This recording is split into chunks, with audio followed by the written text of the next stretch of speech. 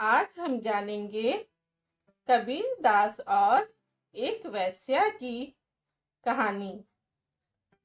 एक बार की बात है, कबीर दास जी की कुटिया के पास एक वेश्या ने अपना कोठा बना लिया। कबीर दास जी तो रोजाना भजन कीर्तन करते और भगवान का नाम लेते।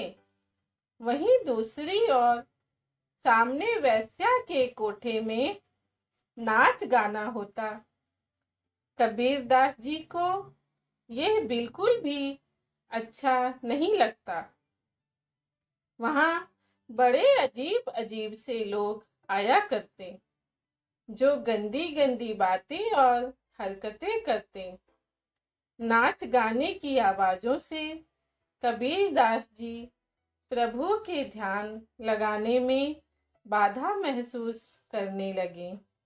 एक दिन कबीर दास जी वेश्या के कुटिया के सामने गए और उसे बाहर बुलाया। कबीर दास जी बोले, आप यहाँ जो कर रही हैं वो बिल्कुल भी अच्छा नहीं है और इससे मेरा प्रभु में ध्यान बार बार भटक रहा है। आप यहाँ से चली क्यों नहीं जाती? कबीर दास जी की यह बात सुनकर वेश्या भड़क जाती है। वो ऊंचे स्वरों में बोलती है, ए फकीर, तू मुझे यहाँ से भगाना चाहता है? अरे, समस्या तुझे है तो तू यहाँ से चला जा।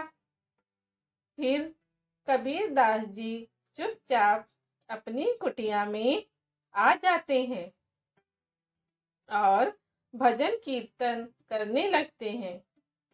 ध्यान ना बट जाए इसलिए वे जोर जोर से उच्च स्वरों में भजन गाते हैं।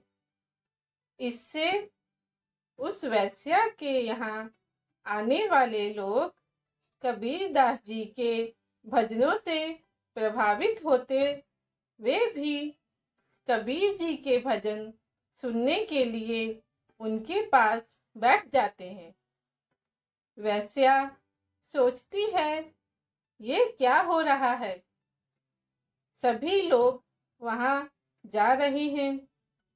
ऐसे तो मेरा धंधा चौपट हो जाएगा। वेश्या अपने लोगों के साथ मिलकर कबीर दास जी की कुटिया में आग लगा देती है।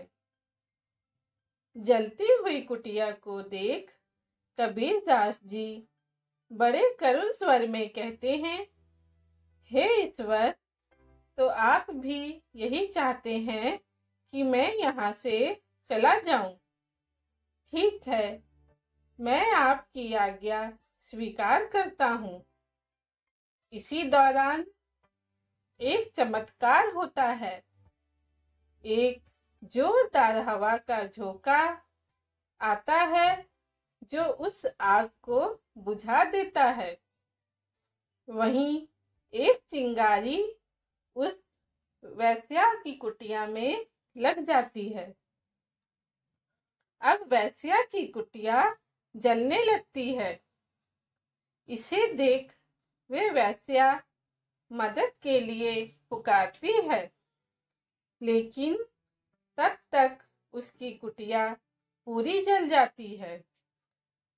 वो कबीर दास जी के चरणों में गिरकर क्षमा याचना करती है। वो वेश्या पछतावे की आग में रोने लगती है। उसके बाद वो यहाँ दोबारा कभी नहीं आती। इसलिए कबीर दास जी कहते हैं, जो ईश्वर को हर रोज याद करता है, ईश्वर भी मुसीबत के समय उसकी पुकार जरूर सुनते हैं। ईश्वर अपने भक्तों की मदद करने जरूर आते हैं।